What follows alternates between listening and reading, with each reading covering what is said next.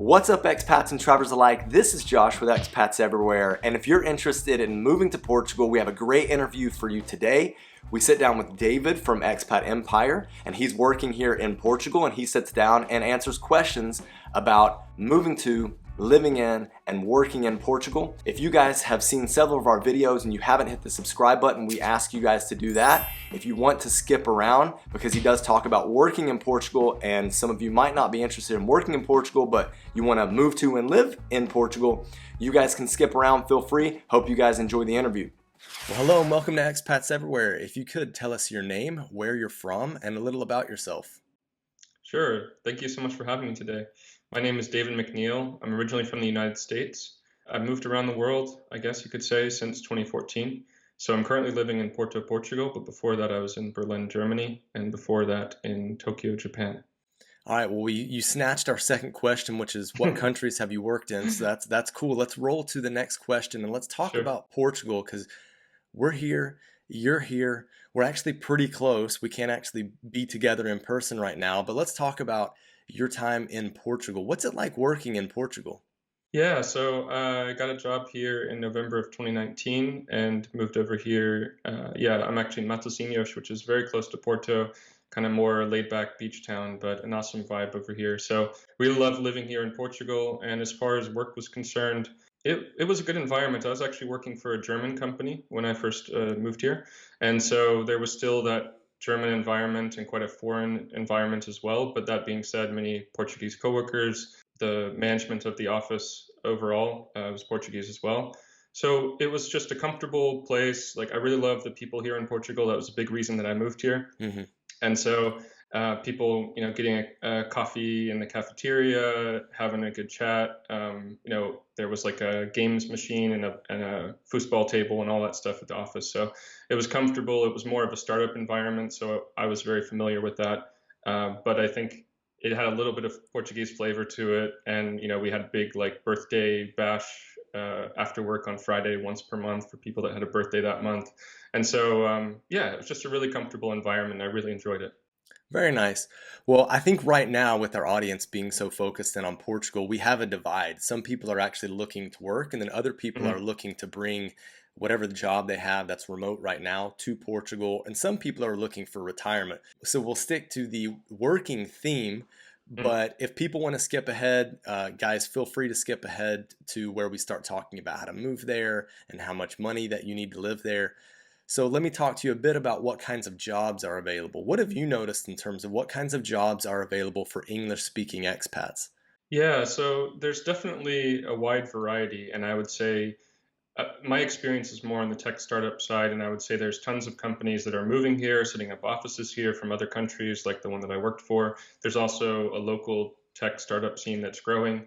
And naturally, I think with the bigger city being in Lisbon, a lot of people are finding opportunities there. However, it's getting saturated, and it's an expensive market. Companies are looking for cheaper alternatives, and Right. Porto is a great alternative as well. So we're seeing definitely more companies planning to move here, more announcements. Even the company I was working for initially here basically doubled their size of office space.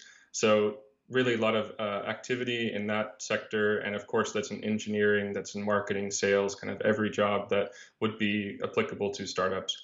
That being said, there's also plenty of customer support roles, especially for English-speaking staff that are maybe more European-centric, not necessarily focused on Portuguese-speaking market, of course. And there's really a big tourism industry here. So Mm. there's lots of hotels, hostels, Airbnb management, tours, all kinds of different stuff related to tourism that I've also even just been on some tours here that are run by international, foreign folks.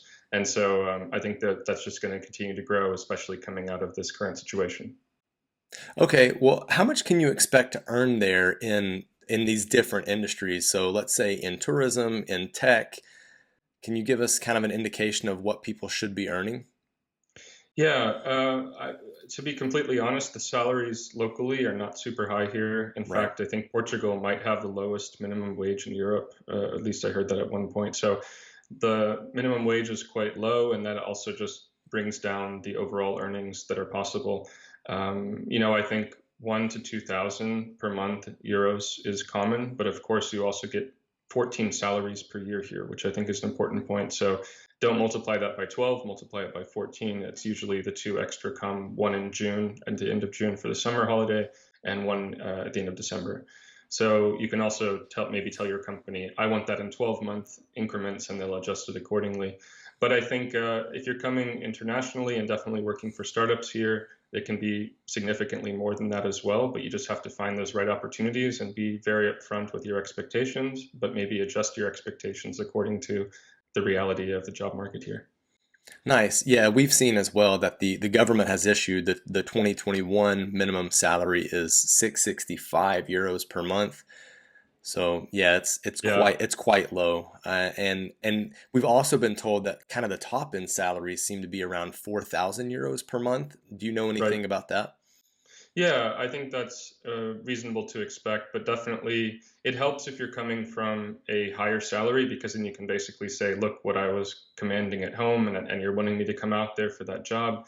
If you can make that argument and also take advantage of, for example, the NHR non-habitual resident program here, which will allow you to only pay 20% tax on your local salary, then those types of changes will make it more affordable for you here, let alone a generally lower cost of living than you might be expecting somewhere like the United States. Can you kind of dive into the NHR? Because I think that that's something that's important, especially for people that are looking to move, whether for retirement or bringing a digital job over here. Yeah, definitely. So it's a program whereby you have to pretty much apply for it, which you can do online by March following the year that you get residence here. And at least as of the current numbers, as I understand them, it's 10 years tax holiday essentially for folks that are coming from abroad. And you tend to pay, for example, 20% on locally sourced income here in Portugal, 10%, I believe, minimum tax, which is new for retirees and pensions, and 0% effectively for income that's coming from abroad. So if it could be taxed somewhere else, it's assumed to be taxed in that country as Right. opposed to in Portugal. So it's always subject to change, and we'll see how Right. the legislation goes. But while you can get that opportunity for 10-year tax holiday, or at least an improvement and a reduction in your taxes, I think it's good to take advantage of it. And it's one of the best in Europe, if not the world, in terms of how long that you get it for as well, because other countries might be 3, 5, 8 years, but 10 years is really substantial. Yeah, absolutely. I think you hit the nail on the head. A lot of people are worried about that double taxation, Hmm. and it's great that kind of Portugal, in terms of the legislation, has helped with that. Absolutely. So earlier you said that 1,000 to 2,000 was kind of a general range.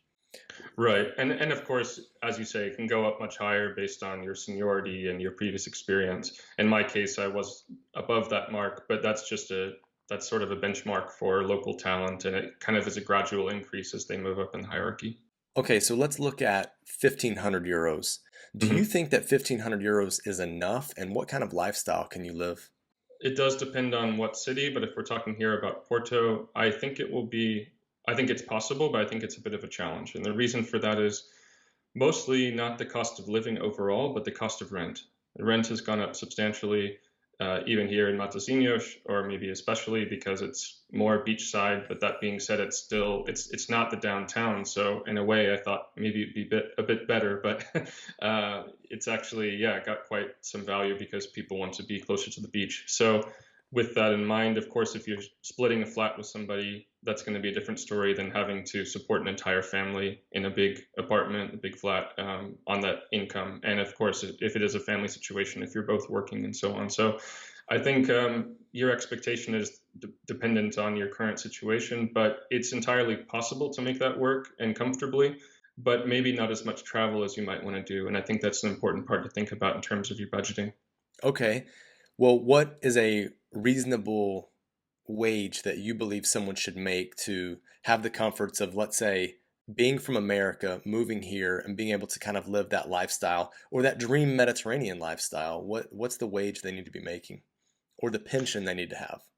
Right. So just to give a ballpark, so from my wife and I, just supporting on my salary, about 2,000, 2,500 net. So of course the numbers that we are talking about before is gross before taxes, but I think we're in the 2,000, 2,500 range, of course, depending on how much you want to save, how much you want to travel, how expensive beer and coffee that you want to get, which is things that we both love. So, you could do it cheaper. You could get your 50 cent, €1 beer. But, I think to have that more international, more modern, fun, fast paced, travel centric lifestyle, you need a little bit more.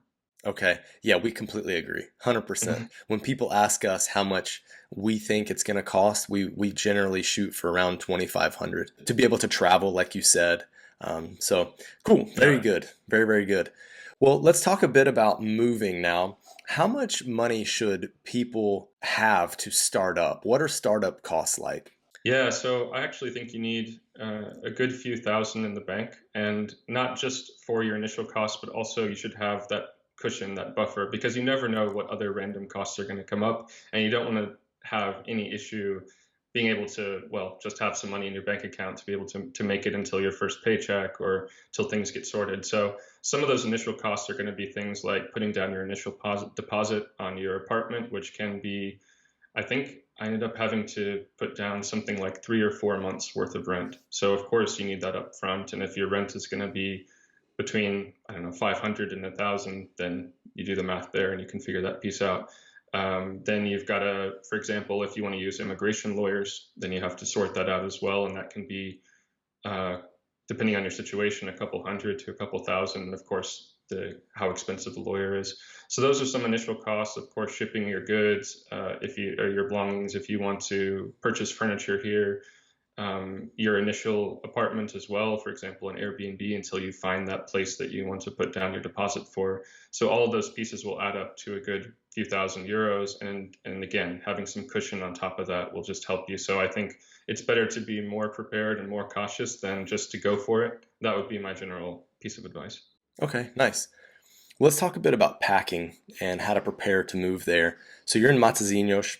It's just north of Porto. It's still considered kind of the northern part of Portugal, which Right. most people that are looking to move to Portugal will know that it's a bit cooler. So how should someone pack? What's the weather like? My wife and I arrived back in November of 2019, so this is our second winter here.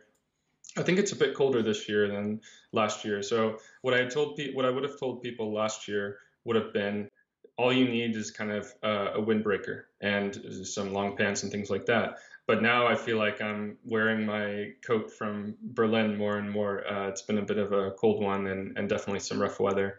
So I think, yeah, here in northern Portugal, it's just, I would say prepare for sort of San Francisco, Seattle kind of weather. Of course, in the summer, it tends to be really sunny, lots of bright days, blue sky. So don't get the image that it's all, going to rain all the time, but just be prepared. And maybe if you're looking for that 300 plus days of sunshine a year, you might want to go a bit further south. But that's just to be completely transparent and set expectations accordingly. Yeah, nice. We would definitely agree with that for sure. I mean, cold is relative, right? We Yes, we yes. might have some Canadians on here laughing right now at us, but no, for sure, I think cold is relative. But it's definitely rainier. It's not as sunny as you'll find in the South. It's not the typical British holiday destination up here, further north. So very cool. Yeah. Are there any things that you recommend people should bring from their home country that maybe you can't find in Portugal? I actually believe that I've been able to find most things that I've been looking for, and sometimes it's just using random ingredients or whatever that you can find that will at least scratch the itch for something that you're missing. But for me, it's always like finding a pizza that matches kind of that American pizza style, and I Sure. can end up missing that. But if you try a couple places, eventually you'll be able to find that. So at least as far as living in the bigger cities here in Portugal, I think you are going to be pretty good to be able to find that stuff. There are also foreign markets with foreign foods from the UK, from the US. I would just say if you want to bring something specific, and this may be harder to do, and you kind of have to figure it out, and you're going to run out after time. But if you have some more obscure spices or things that you're just concerned that you're not going to be able to make that food that makes you feel like you're at home, or to scratch that itch, then try to bring it over if you can in your checked baggage, if it's liquid or things like that. And of course, pack it really well so it doesn't get everywhere. But, Right. I'm thankful that despite, well, of course, we love the Portuguese food. We love having that as often as possible. But when we want that home taste, we're able to find it pretty well, whether through a restaurant or a market. So I don't think people have to worry about that too much. If you're more in the countryside, more inland, it might be more difficult. And so, of course, bringing those things that you're going to miss will be that much more important. That's a very good point, because if you're in Porto or Lisbon, yeah, you pretty much are going to be able to find anything and everything that you want because the market's so international. But if you're inland, yeah, that's a huge recommendation. Well done for that. That's good. Thank you. Let's switch gears and let's talk about safety. How safe is it there, and do you feel safe on a personal level? I feel absolutely 100% completely safe here.